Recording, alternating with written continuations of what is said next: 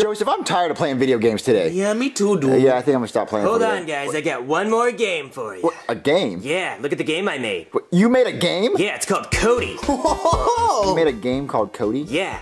Are there a lot of characters? Oh, there's a bunch of characters, Junior. There's Cody, there's Metal Cody, there's Baby Cody, Cat Cody, Metal Baby Cat Cody, there's Shadow Cody, which is just me disguised as Cody, there's Flying Cody, and then there's Red Cody, cause fuck it. What, Red Cody? Yeah, Red Cody. Well, what are these unlockable characters down here? Those. Well, let's see. There's Dr. Cody, Cody without his glasses, Cody without his wand, and then Cody with a slight sunburn, and there's a bunch of other Codys, too. Well, Cody, that's stupid. It's just you with a bunch of different clothes on. No, it's not. You try it. You'll like it. Okay, well, what type of game is it? That's a side-scroller. Okay, Cody is missing. Go save Cody. Yeah.